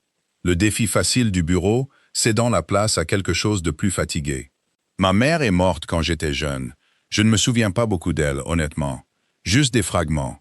De la chaleur, surtout. Après ça, il n'y a eu que mon père. Et tout ce qu'il m'a appris était une version de la même leçon. La faiblesse te fait éliminer. Le sentiment te fait éliminer. La seule chose qui te maintient debout dans cette famille, c'est d'être assez utile pour que personne ne puisse se permettre de te remplacer. » Il la regarda. « Tu es la première chose depuis des années qui ne lui était pas utile du tout. Je pense que c'est en fait ce qui l'a le plus effrayé. Pas le lien lui-même. Le fait que je veuille garder quelque chose qui ne lui donnait rien. » Evelyn ne sut que répondre à cela. Alors elle tendit simplement la main et prit la sienne, comme il avait pris la sienne plus tôt, sans demander la permission. Et elle sentit quelque chose dans le lien s'apaiser, calme et reconnaissant, jusqu'aux portes de l'Académie. Chapitre 8. La conspiration dans l'ombre. La paix qu'ils avaient obtenue devant Damien ne dura pas longtemps une fois de retour à l'Académie. Alessandra était furieuse de la défense publique que Léo avait offerte dans la salle à manger des semaines plus tôt. Et maintenant, certaine par des canaux, qu'Evelyn ne pouvait que deviner que Damien avait l'intention de la retirer de toute prétention future à l'avenir de Léo, elle décida que la situation nécessitait une intervention plus directe. Cela commença par de petites choses. Une rumeur selon laquelle Evelyn aurait été vue utilisant des techniques de suppression interdites pour cacher sa véritable force, trompant délibérément l'Académie sur ses capacités. Un murmure selon lequel elle aurait soudoyé un jeune instructeur pour falsifier ses dossiers de combat. Chaque affirmation individuelle était assez petite pour être rejetée. Mais ensemble, elles construisaient la forme d'une histoire. Une histoire qui dépeignait Evelyn non pas comme une victime innocente d'un accident, mais comme une manipulatrice calculatrice et dangereuse qui s'était frayé un chemin vers le pouvoir par la tromperie à chaque tournant. Alessandra travaillait avec soin, n'attachant jamais son propre nom directement à une seule affirmation. Elle laissait son cercle propager les rumeurs, tandis qu'elle-même restait visiblement au-dessus de la mêlée. Sympathique même, l'image d'une fille trop gracieuse pour commenter des ragots indignes d'elle. C'était, Evelyn devait l'admettre en privé, une stratégie plus sophistiquée que les mots grossiers laissés sur les bureaux pendant les premières semaines après la marque, et bien plus difficile à combattre, car il n'y avait pas de source unique à affronter. Pas de mensonge unique à réfuter qui ferait s'effondrer toute la structure d'un coup. Priya eut vent de la nature coordonnée de la chose avant Evelyn. Elle avait surpris 2 membres du cercle habituel d'Alessandra en train de comparer leurs notes sur la version de l'histoire à répéter à quel public. Elle adaptait les détails selon que l'auditeur était plus susceptible de répondre à la peur ou au mépris. Ce n'est plus aléatoire, l'avertit Priya. Quelqu'un gère ça comme une campagne. Tu dois faire attention à tout ce que tu dis, là où ces gens peuvent l'entendre, car ça finira par être déformé pour correspondre au mieux au récit. Evelyn prit l'avertissement au sérieux, devenant plus prudente sur où elle parlait et à qui. Bien que la vigilance constante l'usât d'une manière que la cruauté ouverte n'avait pas réussi à faire. L'hostilité ouverte, au moins, elle pouvait s'y préparer directement. Cette campagne plus silencieuse et plus délibérée lui donnait l'impression que le sol sous ses pieds pouvait bouger à tout moment sans avertissement. Et c'est dans cette atmosphère de crainte constante et de bas-grade que l'enquête formelle, quand elle arriva enfin, atterrit comme le coup qu'elle attendait depuis des semaines. Puis vinrent les témoins. 2 étudiants qu'Evelyn reconnaissait à peine se présentèrent. Ils affirmèrent l'avoir entendu des semaines avant la nuit de la chasse, planifiant de forcer d'une manière ou d'une autre un marquage avec celui avec qui elle serait associée. Les affirmations étaient absurdes, impossibles à avoir planifiées étant donné la nature aléatoire de l'association. Mais l'absurdité n'avait jamais empêché une rumeur de se propager, et en quelques jours, le conseil de discipline de l'Académie avait ouvert une enquête formelle. Evelyn était assise en face du conseil, les mains étroitement jointes sur ses genoux. Elle regardait 2 étrangers décrire une version de sa vie qu'elle ne reconnaissait pas. Et elle sentit, pour la première fois depuis le ravin, quelque chose de proche du désespoir s'installer dans sa poitrine.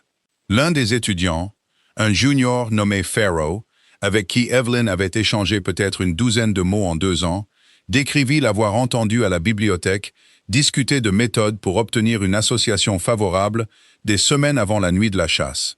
Sa voix avait la cadence particulière et répétée de quelqu'un qui récite un script plutôt qu'un souvenir. Le 2e témoin, une fille de l'année d'Alessandra, ajouta des détails qui devinrent plus élaborés à mesure qu'elle parlait. Elle affirma qu'Evelyn s'était vantée d'un plan impliquant le système de loterie lui-même, bien qu'elle trébuchât visiblement lorsqu'un membre du conseil lui demanda de clarifier exactement comment un tel plan aurait fonctionné. La présidente du conseil, une femme plus âgée nommée l'instructrice Voss, réputée pour son impartialité rigoureuse, observait les débats avec une expression soigneusement neutre qui ne trahissait rien. Bien qu'Evelyn remarquât qu'elle écrivait quelque chose chaque fois que l'un des témoins contredisait un détail antérieur. À travers le lien, Evelyn pouvait sentir que la retenue de Leo lui coûtait de plus en plus à chaque minute qui passait. Une bouffée de fureur contenue qu'il refusait de laisser paraître sur son visage. Et quand Pharaoh termina son récit, la main de Leo trouva la sienne sous la table juste un instant. Juste assez longtemps pour lui rappeler qu'elle n'affrontait pas cette salle seule. Leo s'assit à côté d'elle pendant toute l'audience.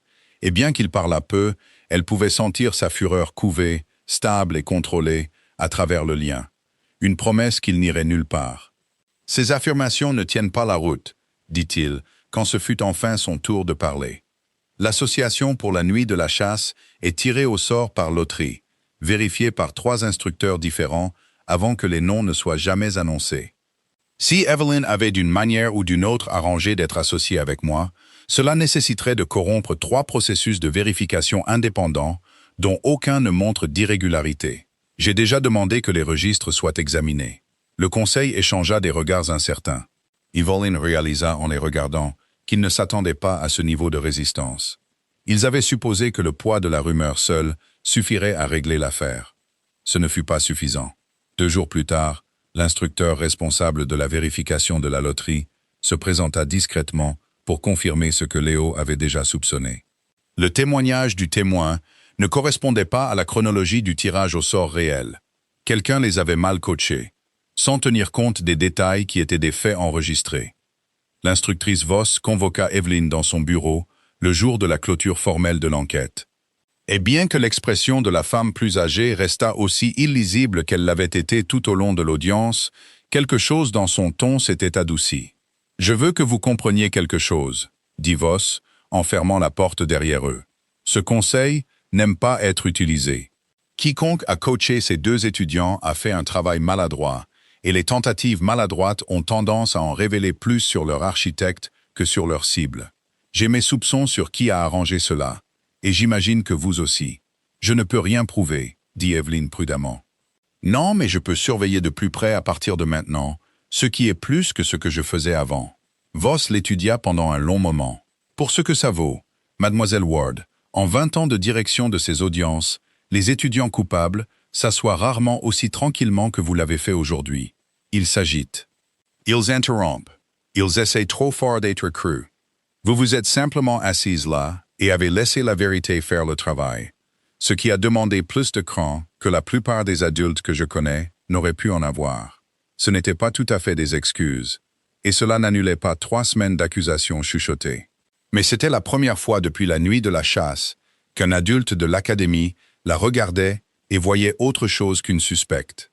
Et Evelyn emporta la petite chaleur de ce moment avec elle pour le reste de la journée. L'enquête s'effondra en 1 semaine, mais les dommages à l'atmosphère autour d'Evelyn ne disparurent pas si facilement. Elle marchait dans les couloirs, maintenant consciente des yeux qui la suivaient, incertaine de savoir lesquels étaient curieux et lesquels étaient encore convaincus d'une version d'elle qui n'avait jamais existé. C'est pendant ce calme précaire que sa force réprimée se libéra enfin. Pas par un choix de sa part, mais par la seule chose qui avait toujours été capable de briser un contrôle prudent, la peur. Chapitre 9. L'ombre qu'elle ne pouvait plus cacher. C'est arrivé lors d'un exercice d'entraînement qui a mal tourné. Un exercice qu'Evelyn comprendrait plus tard n'avait pas mal tourné par accident. Alessandra, incapable d'accepter l'effondrement de son enquête, s'arrangea pour qu'Evelyn soit associée directement contre elle lors d'une séance de combat. Elle utilisa son ancienneté pour contourner le système d'association habituel sans éveiller de soupçons immédiats. La matinée avait commencé de manière ordinaire. La salle d'entraînement était remplie du bruit habituel des exercices et des corrections.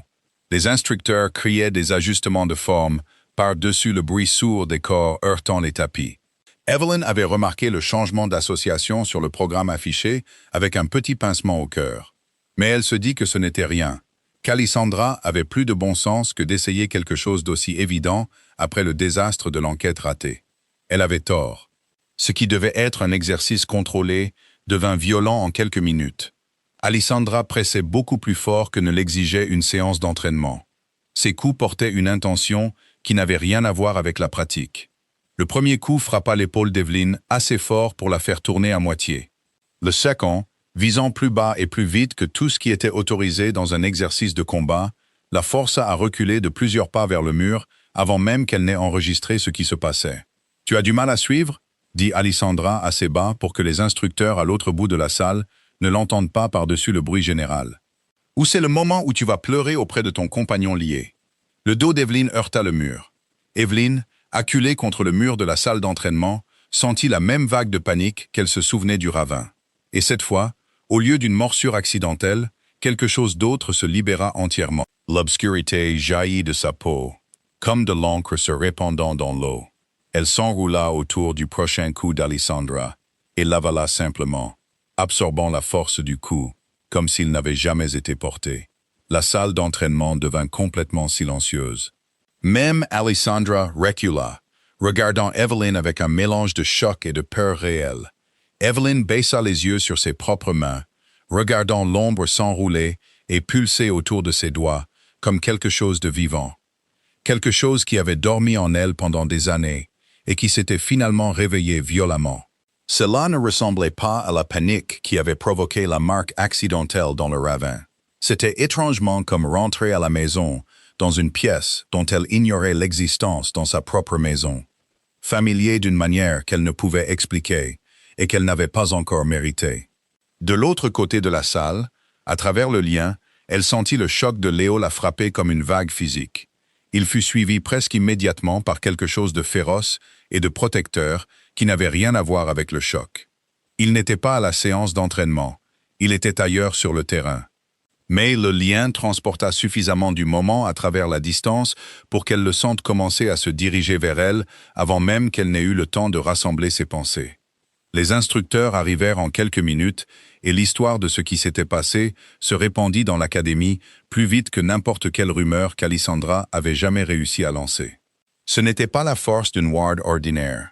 C'était quelque chose d'ancien, de rare, quelque chose qui attira immédiatement l'attention de chaque instructeur et finalement, inévitablement, l'attention de Damien Ashworth lui-même. Il demanda une autre audience dans la journée. Cette fois, quand Evelyn se tint devant lui, elle ne ressentit pas la même peur que la première fois. Quelque chose avait changé en elle, la suppression enfin brisée, et bien que la puissance brute semblât encore inconnue dans sa poitrine, elle la stabilisait d'une manière qu'elle n'attendait pas. Damien l'étudia avec une nouvelle attention prudente. Et quand il parla enfin, sa voix ne portait aucune trace du mépris dédaigneux de leur première rencontre. L'appel des ombres, comme elle l'apprendrait plus tard dans les archives restreintes de l'Académie, n'était pas simplement une version plus forte de la force ordinaire des loups. C'était une lignée de dons entièrement différente. Assez rare pour que la plupart des érudits des meutes la considèrent plus comme une légende qu'un fait. Une capacité supposée liée à une poignée de lignées qui s'étaient pour la plupart éteintes ou dispersées des générations auparavant. Ceux qui la portaient pouvaient attirer l'ombre autour d'eux en une sorte de seconde peau. Assez épaisse pour absorber des coups qui briseraient des os. Assez rapide pour se déplacer plus vite que l'œil ne pouvait facilement le suivre. Et si l'on pouvait faire confiance aux anciens textes, capables de bien plus que ce qu'Evelyn ou Damien ne comprenaient encore. Cela avait toujours un coût. Tous les textes s'accordaient sur ce point, même si aucun ne s'accordait sur le coût exact. Seulement qu'un loup qui appelait trop d'ombre trop souvent finissait par le payer par un épuisement si complet qu'il frisait l'effondrement. L'appel des ombres, dit Damien doucement. Je n'ai pas vu ce don dans ce territoire depuis plus de 20 ans. Pas depuis. Il s'arrêta, ses yeux se plissant alors que la compréhension arrivait. Ta mère, Margaret. Le nom atterrit dans la pièce comme une lame. Elle s'appelait autrement avant de disparaître. Margaret Voss. Le sang d'Evelyn se glaça. Je me demandais, dit Damien lentement, pourquoi ta présence me semblait si familière la première fois que tu t'es tenu dans ce bureau. Je n'arrivais tout simplement pas à la situer jusqu'à maintenant. Son expression se durcit en quelque chose de calculateur et de dangereux. Ta mère était la seule bêta qui ait jamais failli contester ma revendication sur cette meute. Et maintenant, sa fille est liée à mon fils. C'est une coïncidence, dit Evelyn, bien que sa voix tremblât. Je ne crois plus à ça, dit Damien. Pas quand il s'agit de ta famille. Il la congédia peu après, n'offrant aucune autre explication, et Evelyn retourna à travers les longs couloirs du domaine, son esprit parcourant toutes les implications de ce qu'elle venait d'apprendre. Léo la rattrapa aux portes, ayant attendu à l'extérieur du bureau pendant toute l'audience. Son expression était tendue d'une inquiétude à peine contrôlée. « Qu'est-ce qu'il a dit ?» demanda-t-il, se mettant à son pas. « Il sait, pour ma mère, pour ce qu'elle était. » Les mains d'Evelyn tremblaient encore légèrement, plus à cause du poids de la révélation que de la peur persistante de Damien lui-même. Il l'a appelée par un autre nom, Margaret Voss. Il m'a regardé comme si j'étais un fantôme qu'il pensait avoir enterré. Léo devint silencieux, sa mâchoire travaillant comme elle le faisait quand il retournait quelque chose dont la forme ne lui plaisait pas. « Mon père n'a pas ce regard pour des coïncidences, dit-il finalement. S'il te relie à une vieille rivale, il ne verra plus ça comme un accident. Il le verra comme une deuxième tentative pour quelque chose qu'il pensait avoir déjà gagné. C'est ce qui m'inquiète aussi, admit Evelyn. Ils marchèrent le reste du chemin jusqu'au terrain de l'Académie en silence, tous deux conscients, sans avoir besoin de le dire à voix haute, que la paix fragile qu'ils avaient construite au cours des dernières semaines venait de devenir considérablement plus fragile. Chapitre 10. La guerre qui a prouvé le lien. Ce qu'Evelyn ne savait pas, en se tenant dans ce bureau, c'est que Damien avait déjà commencé à prendre ses propres dispositions. Une alliance discrète avec une meute voisine, qui avait autrefois été l'ennemi le plus féroce de Margaret. Une vieille rivalité enterrée il y a des décennies, mais jamais complètement éteinte. Il voyait en Evelyn non seulement un lien gênant pour son fils, mais une résurgence de la menace exacte qu'il avait passé des années à croire avoir effacée. Le membre de la meute qui apporta la vérité à Léo était un bêta plus âgé, nommé Corwin. Il avait servi la famille Ashworth depuis avant la naissance de Léo et avait observé avec une inquiétude croissante les réunions privées de Damien devenir plus fréquentes et plus secrètes au cours des semaines précédentes. Corwin avait suivi l'un des messagers de l'Alpha tard un soir, plus par instinct que par soupçon concret. Et il avait entendu suffisamment d'une conversation à la frontière nord du territoire pour comprendre exactement ce qui était en train d'être arrangé. « Je sers ton père depuis 20 ans, dit Corwin à Léo, le rencontrant en privé dans la vieille chapelle de l'académie où leur voix ne porterait pas.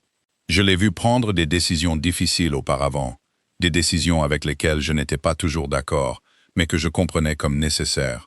Ce n'est pas ça. C'est un meurtre déguisé en malheur, et je ne porterai pas ça sur ma conscience, juste parce que l'ordre vient d'un alpha auquel j'ai été loyal toute ma vie. » Sa voix baissa. « L'alliance est avec la meute de Thornwood. Ton père réclame une vieille dette d'avant ta naissance. Une dette liée à ce qui s'est passé entre lui et la mère de la fille. Ils agiront d'ici la semaine, peut-être plus tôt. » La trahison fut révélée quelques jours plus tard seulement, confirmée par les propres vérifications prudentes de Léo. Et sa forme était exactement aussi sombre que Corwin l'avait décrite. Damien avait l'intention d'utiliser l'alliance pour éliminer définitivement Evelyn et sa mère. Il comptait présenter toute l'affaire comme un accident malheureux, une tragédie que la meute pleurerait brièvement avant d'avancer sans complication. Léo n'hésita pas.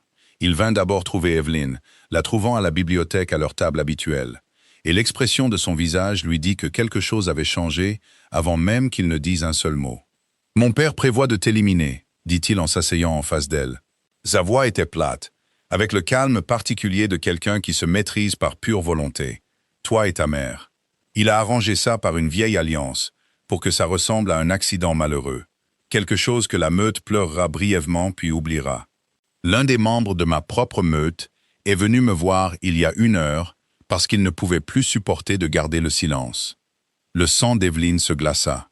Quand? Bientôt. Je ne sais pas exactement, mais assez tôt pour que nous n'ayons pas le luxe d'attendre de voir s'il change d'avis. Il tendit la main sur la table et prit la sienne, un geste inhabituel de sa part. Délibéré et stable, je ne laisserai pas ça arriver, quoi qu'il en coûte. Léo, c'est ton père.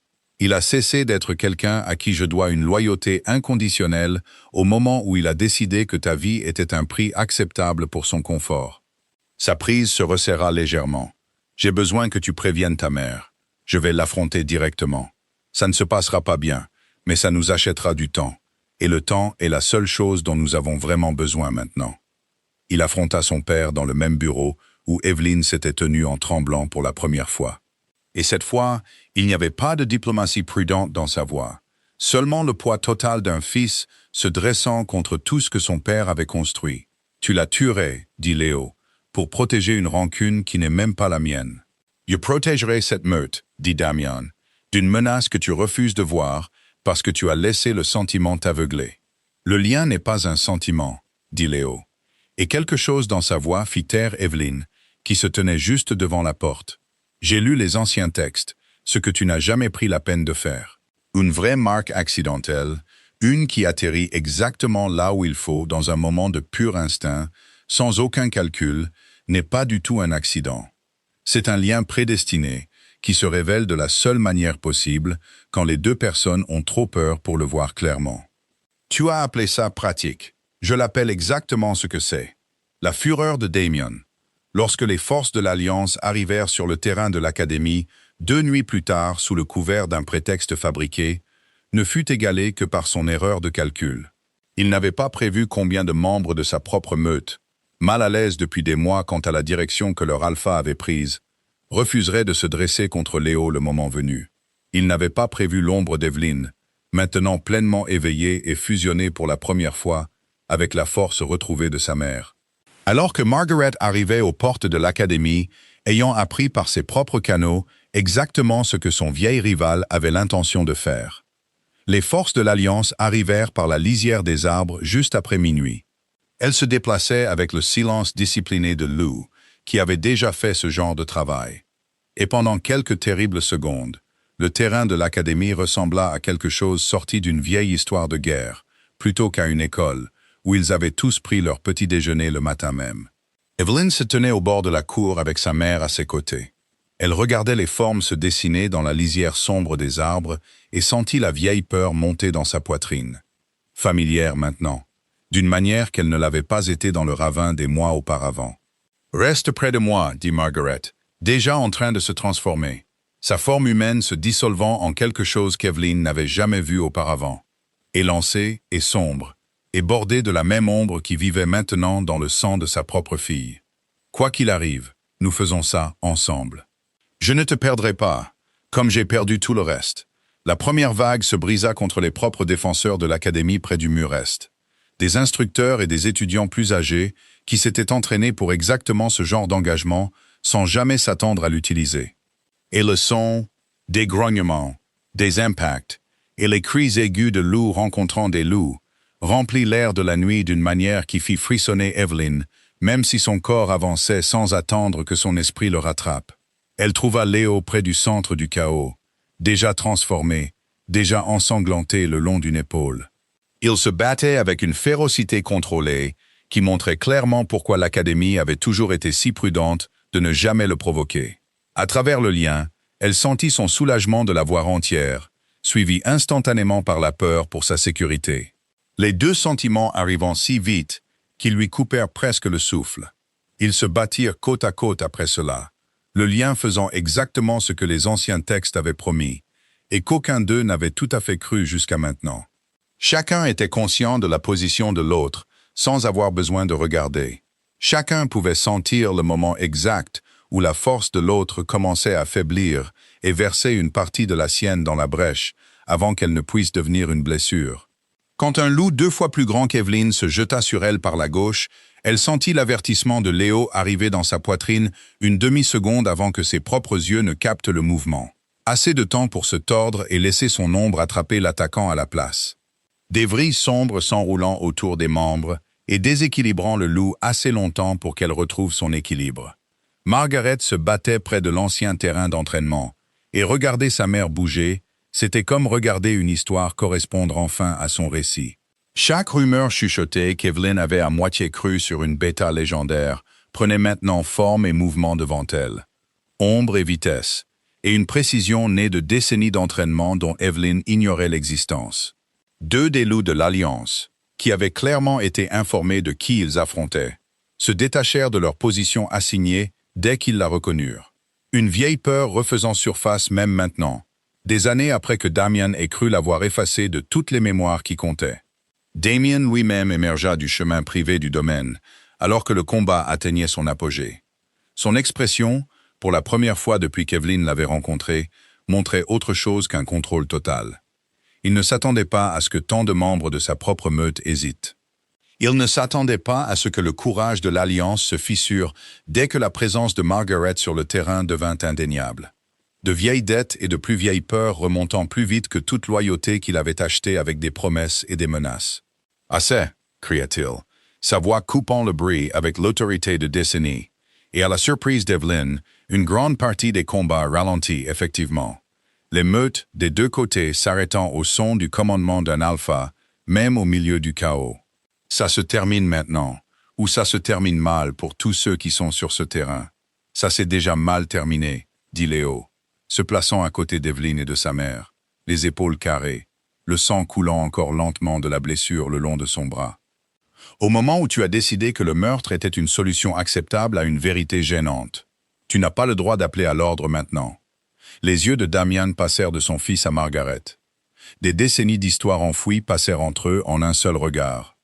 Et pendant un moment, Quelque chose de presque comme du chagrin vacilla sur son visage avant que la dureté familière ne se referme dessus. Tu allais toujours être un problème. Je n'ai pas pu t'enterrer complètement, Margaret. J'aurais dû savoir qu'il ne fallait pas croire le contraire. La posture de Margaret ne s'adoucit pas.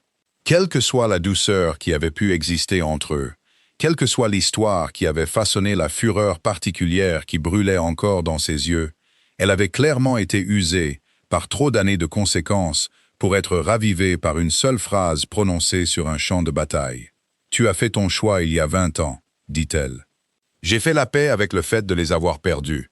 Je ne ferai pas la paix avec le fait de perdre ma fille maintenant. Tu n'aurais pas dû menacer ma fille, dit Margaret, et il n'y avait plus rien de doux dans sa voix. Ce qui suivit fut rapide et brutal, et terminé avant que l'esprit d'Evelyn n'ait pleinement traité son début. Damien bougea le premier, plus vite qu'un homme de son âge n'avait le droit de bouger, et Margaret le rencontra avec une vitesse née d'une vieille mémoire musculaire, enfin autorisée à refaire surface après des décennies de suppression prudente. Evelyn sentit chaque instinct de son corps crier d'intervenir.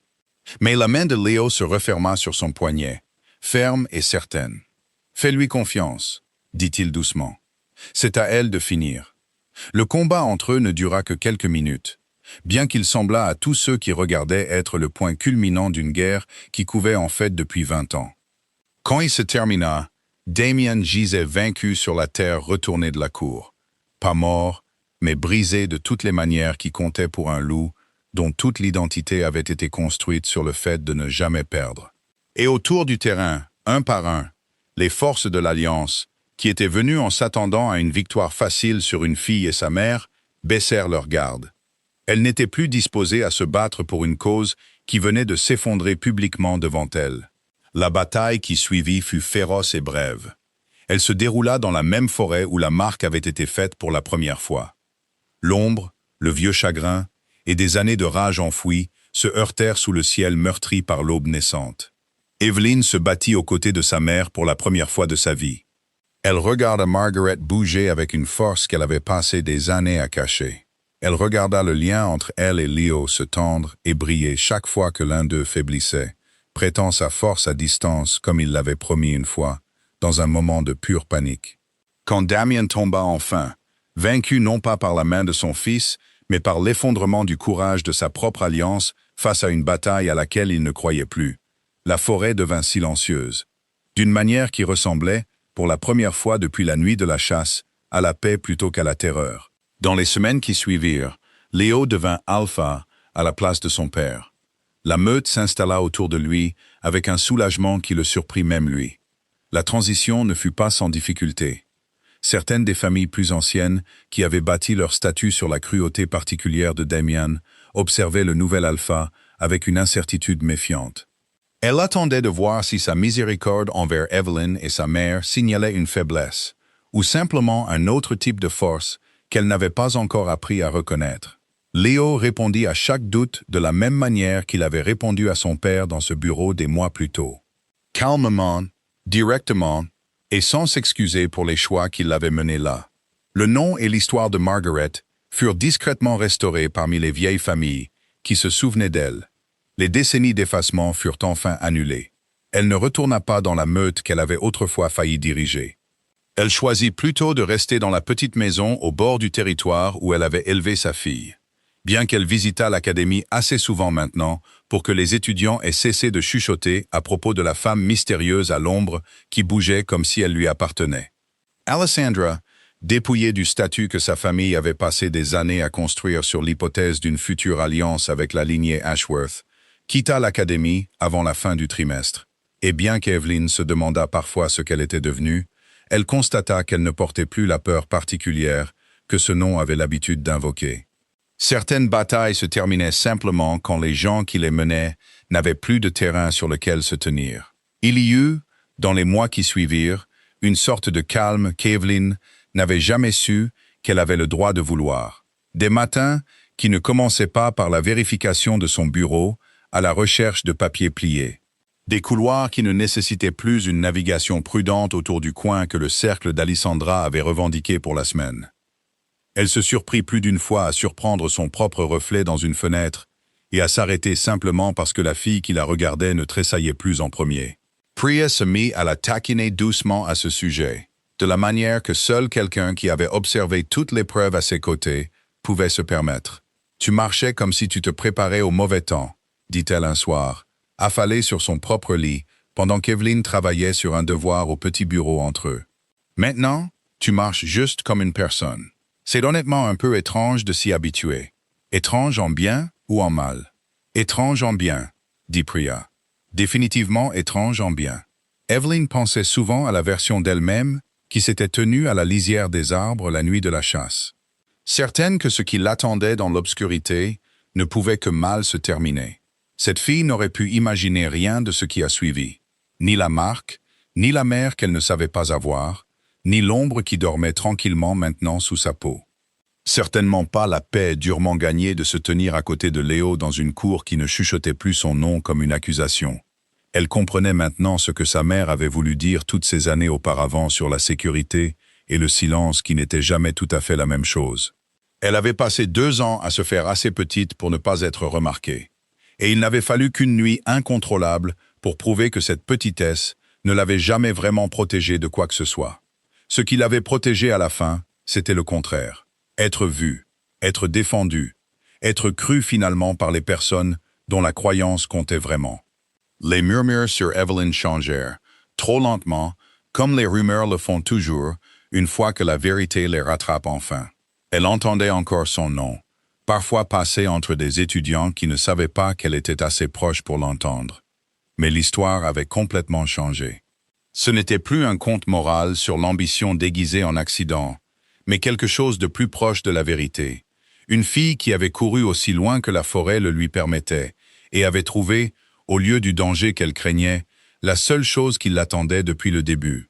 La nuit avant la cérémonie formelle qui confirmerait la place de Léo en tant qu'alpha, Evelyn le trouva seul sur le même pan de mur où elle s'était tenue autrefois, tremblante au début de la nuit de la chasse. Il regardait la forêt qui avait tout commencé. Des doutes? Demanda-t-elle en venant se tenir à côté de lui. Pas à ce sujet. Il la regarda. Quelque chose de doux dans son expression qu'elle avait appris au fil des mois depuis le ravin à reconnaître comme entièrement sien. Rien d'emprunté au lien, rien de dû aux circonstances. Je n'arrête pas de penser à cette nuit-là, à quel point j'étais certain que tu avais tout planifié, à quel point je me trompais sur presque tout ce qui comptait. Tu n'avais pas entièrement tort, dit-elle. Tu avais raison de dire que ce n'était pas aléatoire, juste pas pour la raison que tu pensais. Le destin au lieu de l'intrigue, quelque chose comme ça. Il se tourna pour lui faire face complètement. Et pour la première fois depuis la marche des braises, il n'y avait pas de foule autour d'eux, pas Dieu qui les observait, pas de menaces non résolues pesant sur l'une ou l'autre de leur famille. Juste la forêt, calme maintenant, et eux deux se tenant au bord de tout ce qui avait changé, depuis la nuit où elle avait d'abord essayé de les déchirer. « J'ai dit à mon père il y a des mois que le lien n'était pas un accident, » dit Léo. « Je le croyais même alors, même avant de comprendre pourquoi. Je n'avais juste pas encore le courage de dire ce que je voulais vraiment dire par là. Et que voulais-tu dire? Que je ne fuyais plus ça? » Il leva lentement la main, lui donnant toutes les chances de reculer si elle le voulait, et écarta une mèche de cheveux de son visage, sa main s'attardant sur sa mâchoire. Que quelque part entre un ravin et une cour en feu, cela a cessé d'être quelque chose qui m'est arrivé, et est devenu quelque chose que j'ai choisi. Chaque jour depuis, que je le dise à voix haute ou non. Le cœur d'Evelyn battait la chamade, mais pas avec la vieille peur cette fois. Quelque chose de complètement différent, quelque chose qui ressemblait, pour une fois, à se tenir au bord d'un bon type d'inconnu au lieu d'un dangereux. Je le choisis aussi, dit-elle. Je le fais depuis un moment maintenant. Il l'embrassa alors, doucement, comme une question enfin répondue au lieu d'une demande faite. Et le lien entre eux, si longtemps source de confusion, de suspicion et de sentiments volés qu'aucun d'eux n'avait demandé, s'installa enfin dans quelque chose qui leur appartenait, enfin pleinement, par choix. Ils restèrent ensemble, près du mur, longtemps après la fin du baiser. Sa tête reposant contre son épaule, son bras autour d'elle. Il regardait la lune monter sur la même forêt qui lui avait autrefois fait courir pour sa vie. Cela ne ressemblait plus à l'endroit où une erreur avait été commise. Cela ressemblait à l'endroit où, sans qu'aucun d'eux ne l'ait planifié, quelque chose de vrai avait enfin été autorisé à commencer. Et Evelyn, debout à côté de Léo dans la même cour où toute l'académie avait autrefois chuchoté qu'elle avait planifié chaque moment de son propre désastre, comprit enfin ce dont sa mère avait essayé de la protéger et ce que le lien lui avait donné à la place. Pas une erreur, pas un calcul. Seulement la seule chose que le destin avait été assez patient pour attendre, déguisé jusqu'au tout dernier moment en accident.